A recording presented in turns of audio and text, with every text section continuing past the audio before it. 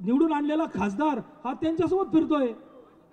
त्या ठिकाणी प्रत्येक गावात या जिल्ह्यातील जेवढे पण गाव असतील त्या ठिकाणी वेगवेगळे त्यांनी सांगितलं की मी असं करेल, पण या ठिकाणी 5 वर्ष झाले हा खासदार कधी दिसलाच नाही।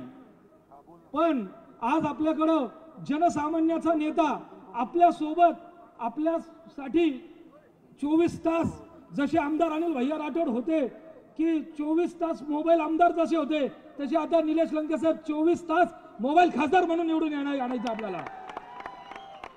आज आपण एवढा जनसमुदाय एवढा आलाय, मी या ठिकाणी सर्वांचे स्वागत करतो, थांबतो। खूप काही बोलायचंय पण आज या ठिकाणी खूप सारे मान्यवरांचे आपल्याला त्या ठिकाणी विचार ऐकायचे, त्याबद्दल मी सगळ्यांची या ठिकाणी रजा घेतो। जय हिंद, जय महाराष्ट्र। धन्यवाद विक्रम भैया। मी सन्माननीय राजूजी आवळे साहेब माजी आमदार यांना विनंती करतो आपण व्यासपीठावर यावं। यानंतर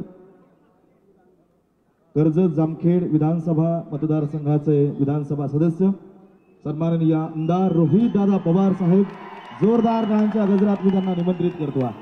रोहित दादा तुम आगे बढ़ो।